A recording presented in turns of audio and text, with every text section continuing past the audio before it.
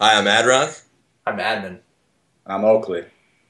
Light your candles, put out the rose petal bubble bath, and prepare for a romantic evening with First to Third. And you do what we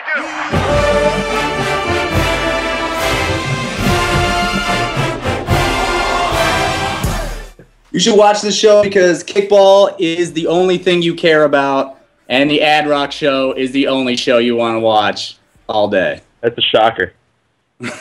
This show is brought to you by CustomMake.com. Get your official custom outfit for Kickball 365. All right, tonight on First to Third, we're going to do something a little different, take a look at some video from the South Florida Kickball Open. This is the finals between Meatballs and Panic Attack. It's a great game. It's a hard-fought contest between two awesome teams, and tonight we're going to break down for you how it went down. So let's take a look. First up, we got MJ, the Meatballs leadoff guy. This dude's lights out. This guy never gets out. Never. There it is, right there. And not in this case either. And slides head first, even with no throw. The Florida head first slide. Dave Perry right here with a lights out bunt. He's really difficult to get out as well. Executing the top of the offense well here. That one almost looked like he wasn't intending to just bunt it like that, but it worked out. Yeah. Yeah. A little bit of an ungainly throw by Trey, sort of uncharacteristic, but gets the out. Fortunately, the run scores. Yeah. Meatball's looking sharp out of the gate. Real fired up. So let's pause the video really quick and just kind of talk about something. So if I'm an outsider looking at what this is, the first three batters bunted. Why? Right. So, I mean, what you're trying to do here, I think what the Meatballs are looking to do here is obviously what they did with the first two batters is get them on, and then try to go up the first baseline and move the two lead runners into scoring position and hopefully get the third guy on as well. But if it's a sack, it's a sack. Yeah. Advancing the runners, I think, is most important. Right. Coming into the power part of your order with two runners in scoring position, I mean, that's the ideal situation. I mean, the ideal situation really is what happened here, which is you know, on a broken infield play, score a run. You know, I think lately this has been the sort of traditional offense that we've seen from the top of the order. I think lately we've seen more versatile, like, power guys in the three spot and sometimes looking to, you know, make something happen with the deep kick. You know, with a three kicker. But, you know, the Meatballs do this, you know, better than anyone. So Now, a lot of times folks will ask us, what's the typical batting lineup for a circuit team, or for when I go to a circuit event, what's the strategy behind your kicking lineup?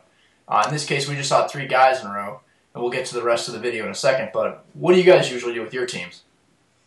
Well, we used to kick a girl third. Because a lot of the time, like Oakley was saying, it's a sacrifice.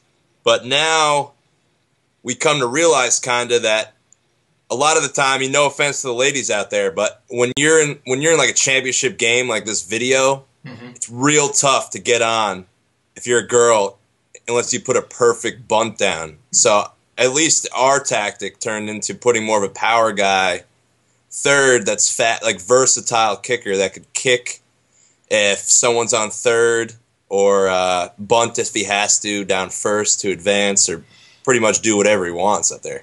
I mean, I think the three spot is really where you got to put almost your most versatile player, because you want to be able to capitalize on a bunch of different situations. I mean, if you get if you get one of your top two guys in scoring positions, you might just want to be able to cash that run in as quickly as possible, especially in a hard fought game that's going to come down to one run. You also, I mean, a lot of times against a top defense, one of your top two guys is not going to get on. Yeah. So, you need that three guy to either to be able to be a kicker, to also be able to bunt on in a situation, where one of your top two guys didn't get on. So the three spot has come to be a crucial position. I would say, for my part, I usually like to see the best technical bunter, the best technical bunter at two. Because there's a lot of pressure on the two kicker, because if you pop out, you double up your leadoff guy, and that's a killer. So you want someone you can really count on to get the ball on the ground and advance a runner in the two spot. All right, Chaz Warrington lets a strong kick rip. That's a high pop fly. Yeah. Second base. That should have been caught, and it isn't. And pitcher JC from Panic Attack with a really ill-advised peg attempt. Yeah, that never happens. That's a rookie mistake. I mean, that's the kind of thing you see in a Waka League on a Friday night. Yeah, never go for the peg. In the outfield, he doesn't like to see that at all. Yeah. So, that's not the kind of opportunity you want to give the meatballs. Yeah. Agreed. That was a hell of a catch. Yeah, Dan. But I don't think the peg should ever be gone for unless absolute has to make the play, guys scoring at home. Yeah, agreed. Yeah, or I mean, you got someone backing it up. That too. Can go, but you got to make sure everyone's in position and they know it's going to happen. There's a kick from Nick. Now, this is a technique that we've been seeing a lot more in circuit competition. Is that worm burner right past the pitcher? Yeah. That's a great kick. It looks like it was called back foul on Flater on this bunt, and for whatever reason here he goes to the air. Now I'm not sure what he's doing here. Bobby Flater's a lights out bunter, and on the second out he takes to the outfield. But yeah, I never understood why he did that. Yeah. Little rare infield miscommunication here as Matt Kelly and Billy Kern run into each other in front of the plate. Is that Dan? That's Dan, and the rare pop out. This guy's usually kicking 1,000 all day. Yeah, I think he just kind of, it bounced up on him when he was doing the bunt. Not the best technical bunter, but man, that guy's fast. He gets a jump out of the box and he eats up that base pass in about 3 strides. Now, Trey, on the other hand, is an outstanding bunter. I've never seen him bunt badly. He always snaps them right down the line. Usually doesn't even draw a throw.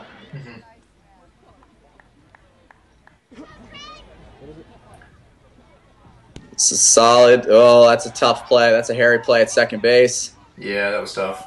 Yeah. So in this case, we got bases loaded. Yeah, it looks like we got 1 out. So what are you doing here? Are you telling your guy kick the shit out of it and get the run in? Yeah, I absolutely. Absolutely. I think you got a runner in scoring position, especially we got McCoy coming up now. He's kicking, and if I remember correctly, this is an excellent kick right here. But I think whenever you have an opportunity to score in circuit kickball, you take it.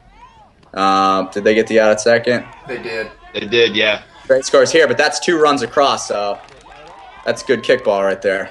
Yeah, and good heads-up run by to second by McCoy, yeah. That was money. That's the thing. A lot of people don't take base running as seriously as they should, and it actually puts you in really good positions. That's the difference between top teams and lesser teams is people who are heads up. Athletes that want to capitalize on opportunities, and those come at knowing when you can get an extra base and always getting it. Yep. Right. Yeah, it looks like they had Warley coming up, which I guess would make sense. I don't know what that was. Yeah, Dan trying to win the slam dunk contest doesn't make the cut there. Going back to his basketball roots. Warley's an outstanding player. I mean, he can kick it as far as anyone, and is a great bunter. Nice throw by Trey to make the out at 1. Yeah, I think they even tried to call this right? safe. Yeah. This is the first female for the meatballs. Yeah, she puts down a nice bunt. I mean, that's a great play. She advances the runner. She makes a strong play right there. Jimmy Bean's at the plate. Nice kick right here. Is it fire? That was foul. I think that was a foul out. Oh. The dreadful 3 foul out. I love that rule. Yeah, I do too. I mean, you get a lot of foul outs. I mean, it really gives pitchers a chance to get out of trouble. Yeah.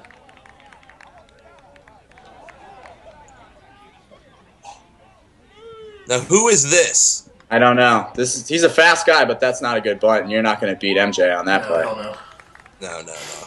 Now, a lot of folks have been asking at the last tournament, like a lot of the new teams were asking, where does the catcher need to stand? In circuit rules, we've got the cones. You've got to go through the cones on all your plays, but some guys will go from an angle. Some guys will just basically track the batter, step by step. Adrock, what are your thoughts? Well, I got my tactic actually watching Trey when the rule first came into effect, that you had to stay within the cones. Yeah. And you'll see him right here in this video. He'll start on the opposite side and run on an angle just inside the front left cone there, maximizing the up the third base bunt, which a lot of people are going for. Yeah. I mean, I think, from my perspective, I think you really got to know your kicker, and you also got to know your charger. It has a lot to do with spacing. Like, different chargers are going to get a different distance down the line. Different kickers are going to put it in a different spot. A lot of people are going to leave it short in front of the plate, and if you're too far down the third baseline and you got to come back and get the ball, that's not a play you want to give up a free base on. Agreed. Yeah, those are the most frustrating as a catcher are the ones that are a foot in front of the plate that you don't make the play and you ran past it. Yeah, I've been drilling those a lot to try to work on that throw. Yeah. All right, what we got here? We've seen a lot more kicks in recent the last year or so. With Definitely the changing. ball, the 10 fielders. Yeah, a lot more kinetic energy with the circuit ball. With the 10 fielders, there's a lot more open space, and I think people are just much better kickers than they used to be. Yeah, and this new ball, the PG-10 that we're using, definitely flies off the foot a little better than a traditional Mikasa ball that we used to use. Yeah. So this is JC, the pitcher for Panic Attack at the plate. Great kick. That's a nice kick. He immediately does the turn, which I'm never a big fan of. Like 4 feet into it, maybe like 2 feet or so, or go down the line a little bit, but whatever. As a base coach, That's I tough. usually tell my runner if the ball obviously isn't there to make a turn, just so they have to make a decision and see but don't go far enough where you've made the mistake and you're going to get out. Yeah. Draw the throw always, and make them make an error and see what happens. Yeah. Billy Kern, the 3 kicker and catcher, up again. He crushed it. Yeah. Oh well. Too much. Now was he okay? Definitely a lot more kicks going on here. Yeah, that was Chaz. He does that line drive worm burner kick as well as anyone. Jeez, that arm is ridiculous. And the speed that he gets to the ball, kid's nasty. Yeah. He has a sister that lives in Brooklyn, by the way. Who, Flater? Flater. I tried to pick her up, figuring that the Flater athleticism, what's going on here? I don't remember this play. That was I don't know what the thought process here was, but he almost gets third. I mean, the fact that he only gets tagged out by oversliding the base, it looks like. Yeah. I mean, that was bad decision making and aggressive kickball, but he almost had it. I've seen a lot of that too. The try and kick hard down the line and get it by the charging in third baseman there. I would say I coach our players to. I mean, the problem is if you turn your hips around on that kick, you're not going to get down the baseline fast enough to beat a good throw if that's getting to the charger really quickly. Yeah, Flate's kicking again. Yeah. Oh, I forgot they had this Nice on video. catch. Excellent. Outstanding. Great job, Rick.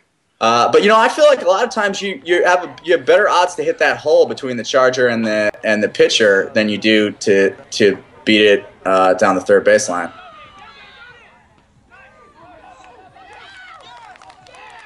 That's the Dan we're used to seeing. Not the prettiest bunt in the world, but he gets second on it. Yeah. I mean, when you got wheels like that and your strides are 16 feet long, you can get away with stuff. Trey. Trey is showing us how to bunt badly. Yeah, the first bad bunt I've ever seen Trey do since I've I think watched it's the first out tournament play ever. Yeah, if you ask him, I'm sure. Hey, if you get to the finals and that's the first time, that ain't too shabby.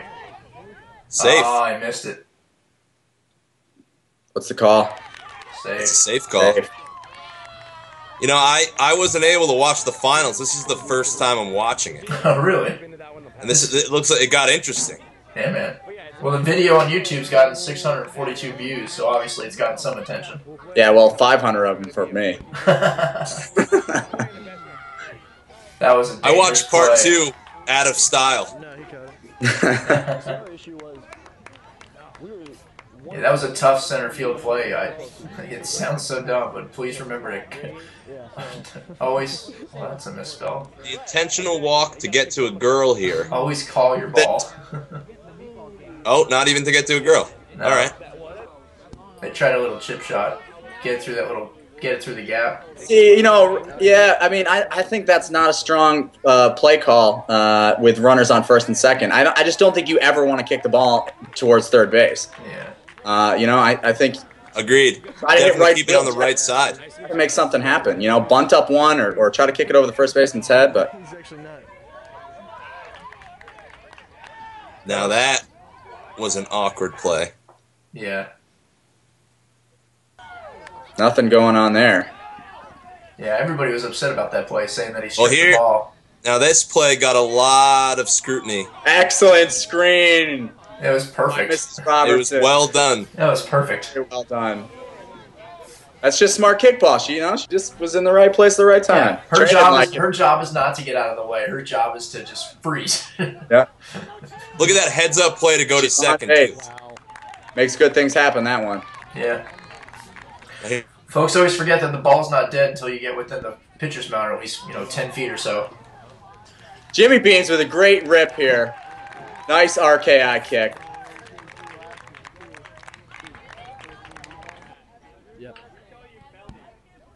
What was that? Out. Kelly. Kid's got a foot on him. He comes up to lead off innings and drops it right in front of the left fielder. He's got that pro golfer precision. That was a hell of a catch. If I was fucking eat this running away, I'd have 2 awesome catches. Strong bunt. Yeah, really. Nice throw. Good offensive play. Flater doesn't like it. That was a bad one. He That knows, was a bad he knows one. it too. You see, that's what happens when you go after inside pitches, folks at home. Don't kick inside pitches. Wow, they just want the bases loaded. So we're walking the bases loaded to bring up a female kicker. This is a risky decision. Yeah. A lot of faith in the defense here.